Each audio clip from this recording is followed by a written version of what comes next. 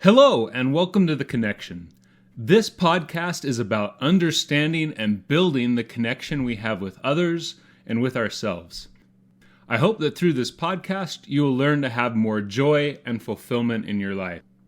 I'm your host, Jared Hurst. So this week, I wanted to talk with you a little bit about adversity. Think about the last time that you were trying to make a massive change in your life. Not just some little thing that you were trying to implement, but a big thing. You decided that you were going to go to the gym every day. You decided that you're going to start eating healthy. Whatever it is, you're going to take it to a new level at work. What ended up happening in your life? The next day, the next hour, maybe even the next minute?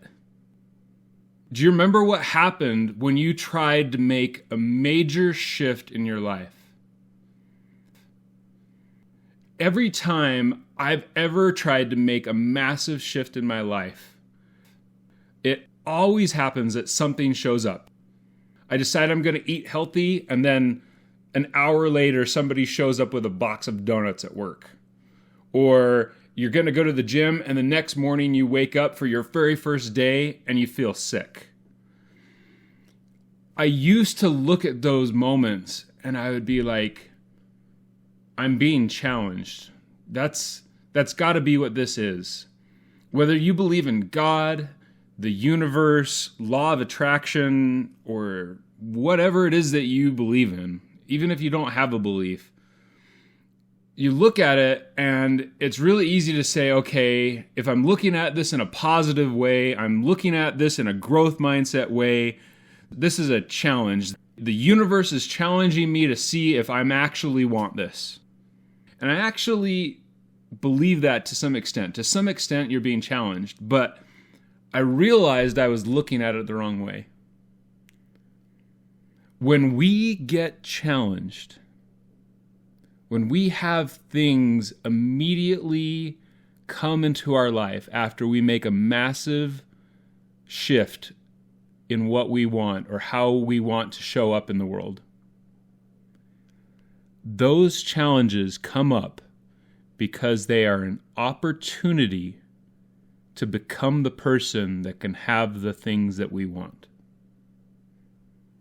Those challenges show up because we need to be the kind of person that can have the things that we want. If I want to be somebody that is healthy and fit, I need to be the kind of person that can show up to the gym when I'm not feeling good. I need to be the kind of person that can turn down the box of donuts when they're sitting there right in front of me. In order to be the person and have the blessings that I want to have, I have to be able to be the person that is able to handle those challenges. And so immediately God, the universe, starts showing those things into our life so we have the ability to rise up into what we want. We're actually being blessed by having those challenges. There's a quote I heard from Alex Hormozi. I love Alex Hormozi. But he says, if you wanted to build somebody that had patience, what would you do? Would you give them opportunities to be patient, or would you give them whatever they wanted? If you wanted to build somebody that was incredibly mentally strong, would you give them difficulties, or would you give it to them easy? Whether you believe in God or the universe or not, it doesn't matter. Those things will show up in your life because they're trying to help you become that person. The reason I wanted to talk about adversity is it's something that I feel a lot over the last couple months. I started my podcast, and at first I felt this incredible outpouring of love from everybody. I made my first post on social media, and I got so many comments and so many people encouraging me. And then I didn't get the same response. I didn't get as many people commenting on my posts. and it felt like I was going backwards. I was talking with my friend, and he said, we feel like we are going backwards when we are actually going forwards. It just didn't resonate with me. It didn't register with me. He said that, and I was like, no, I mean, if I was doing this and I was progressing slowly and, I had this many listeners at this point, and then that number slowly goes up, at least I could see myself making progress. At least I could see myself moving towards my goal, and I would just recognize that it's part of the process that you have to build, and it doesn't all come at once, and I would be okay with that. But I'm going backwards. I'm less successful.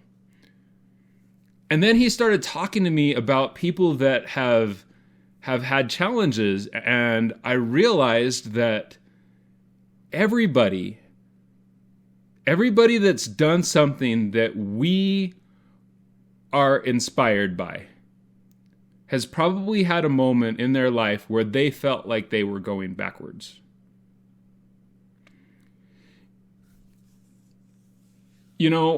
I think it can be really easy to feel like we're not accomplishing anything when we don't see the results that we want to see.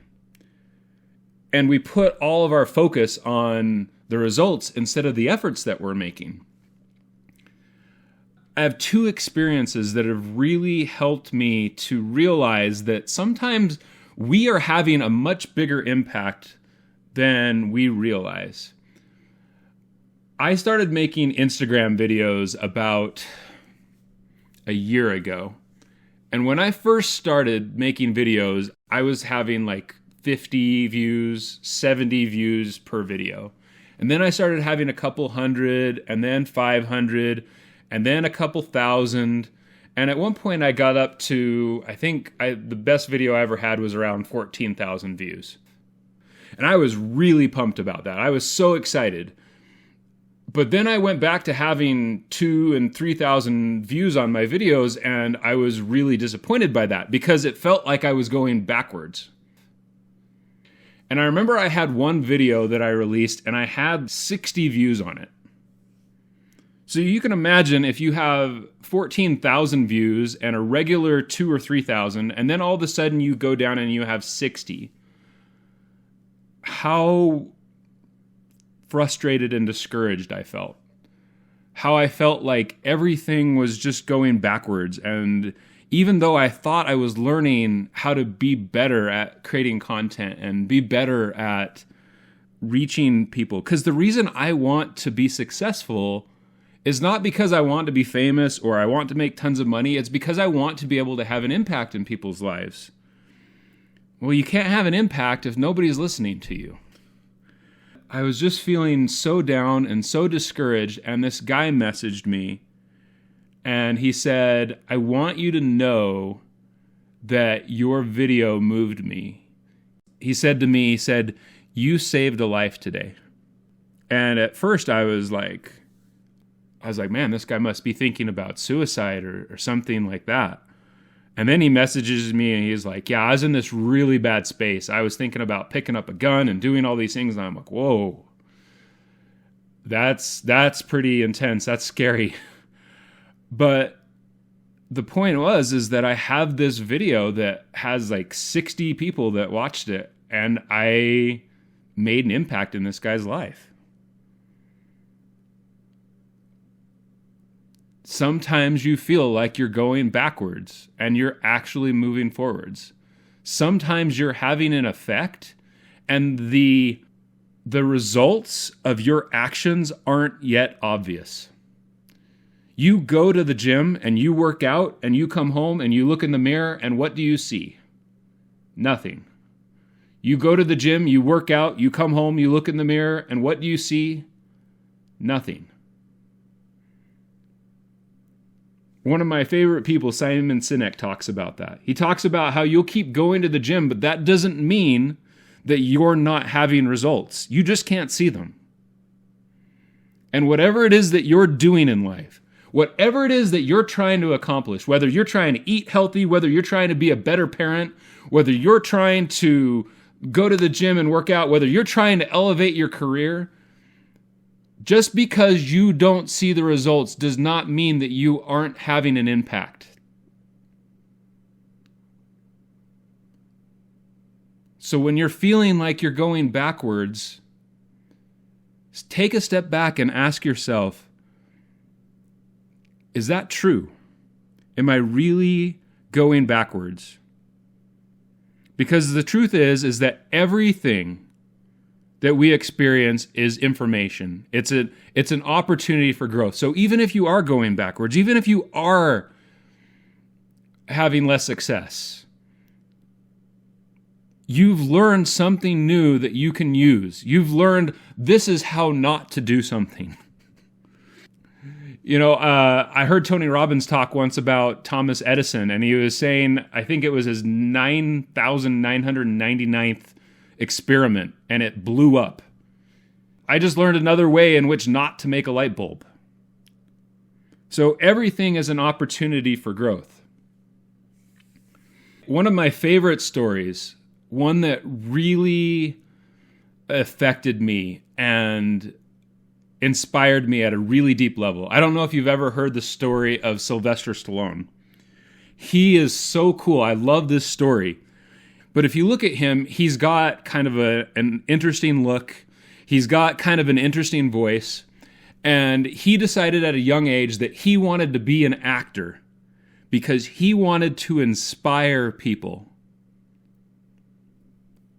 And so he went out and he was doing all this stuff to try and be successful. He applied with all these talent agencies like 7, 8, 9 times, kept getting turned down over and over and over again.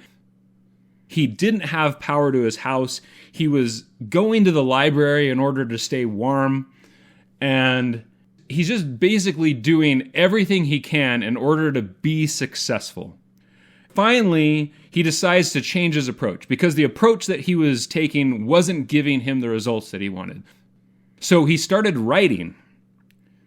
Eventually, he ended up writing the script for Rocky. And this guy, at one point, he ends up having to sell his dog for $25 at a liquor store, who he said was his best friend in the entire world. And he ends up writing the script for Rocky, and he finally gets an offer from somebody, and they offer him $125,000 to sell his script. And he says, we've got a deal, but the only way you can have my script is if I am Rocky. I have to be the actor. And they're like, no.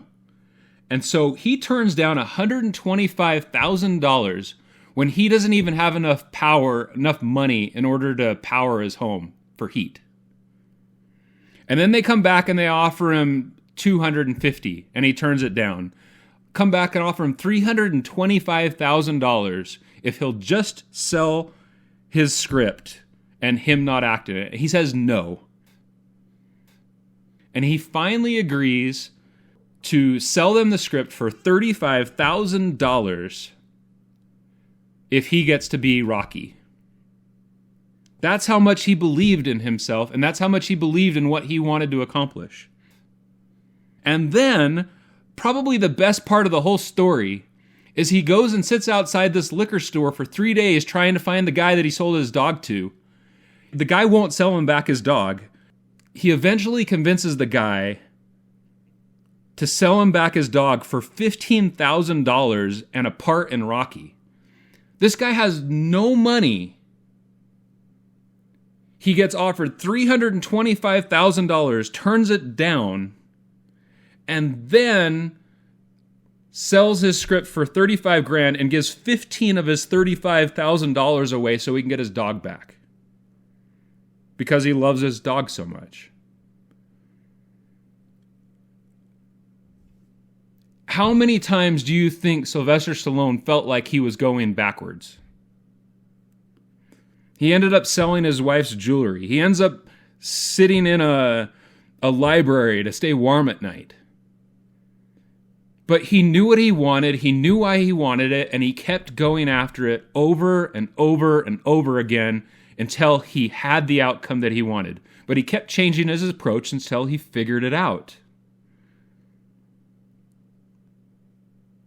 How many times in your life have you felt like you're going backwards? But do you understand what you want and why you want it? And are you willing to do the things that it takes in order to have what you truly want? I heard this video today that my friend sent me. And in essence, it said, we aren't our past. We are the actions that we take today. That felt so inspiring to me. There's this life that I want to create. And sometimes I show up for myself and I do everything that I want, even though I feel like I'm moving backwards. And then there's other days I feel like I'm moving backwards and I don't take the actions that I want. But I'm not those past days. I'm the actions that I choose to take today. I can go up and I can show up today like the person that I want to be. And if I keep doing that over and over again, I will have the results that I want to have. You know, when I first heard that story about Sylvester Stallone, I was out shoveling snow. It was about 1.5 years ago. I was thinking about that. I thought about how inspiring that story was. I went out and I bought all of the Rocky movies because I was so inspired by his desire. And it occurred to me, I was like, a lot of us in life, we sit back and we watch videos on Instagram or Facebook or TikTok or whatever it might be. We watch movies, we read books, we root for sports franchises, and it's because we want to feel inspired. And I realize that as people, we get to make a decision. Do you want to be inspired? Or do you want to be inspiring? That doesn't mean that you have to go out and create a multi-million-dollar business. That doesn't mean you need to go create a podcast or do public speaking or become a doctor or volunteer at an orphanage or whatever it is. It can just be, I am going to show up for my children at the highest level I'm capable of because I want to inspire my children to see that they can do the things that they put their minds to. It means I'm going to go and I'm going to lose the weight that I've always wanted to lose because I want to inspire myself. I want to inspire the people around me. You get to decide who you want to be. And that decision can be changed at any moment. You can change it like that. That's how long it takes. Have you ever reached a point in your life where you reached a breaking point and you said, enough is enough? I am no longer going to be this person. I am no longer going to be a smoker. I am no longer going to be overweight. I'm no longer going to be lazy, whatever it might be. You had a point in your life where you said, I'm tired of this and I won't allow this anymore. It was probably a point in your life where you had incredible pain, where the repercussions of your decisions and your lifestyle were more than you could handle. And you weren't willing to deal with that pain anymore. You can make all sorts of decisions, have all sorts of failures, not show up for yourself, whatever. All you have to do is decide. Decide that now is when I'm going to change what I want to be. And no matter what happens, I am going to trust in myself. I'm going to trust in my ability to adapt, to continue changing my approach until I have the results that I want. And I'm going to be resilient and never give up. I heard this podcast recently, and it was so empowering. He said, when you put your self-esteem and base it on being the smartest person, being the fastest person, being the strongest, whatever it might be. There's always going to be somebody stronger, faster, smarter, whatever.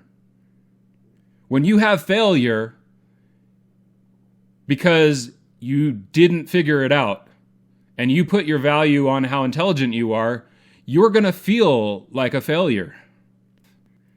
But if you put your value in your resilience, if you put your value in your ability to adapt and continue to try new approaches, then every time you fail and keep going, it increases your self-esteem. It increases your self-worth. It increases the way you look at yourself. Because I just failed and my value is on the fact that I say I will never give up. And then you never give up and you're like, dang, I feel better about myself because I just didn't give up again. That failure is no longer a failure. It is a growth.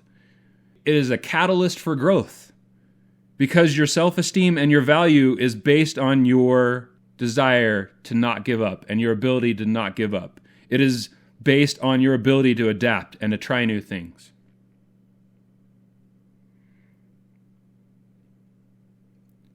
Whether you're going to be a badass mom, an incredible parent, a hard worker, somebody that cares about themselves enough to live a healthy lifestyle, whatever it be, you can choose to be inspiring.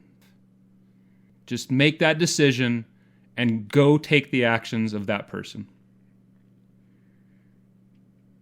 And then when you have those moments where you feel like you're going backwards, think about all the people that you truly look up to and what they've done and what they've overcome. The people we look up to are the people that have been through the most. Nobody looks at the person that had everything come easy to them and say, man, I'm so inspired by that person.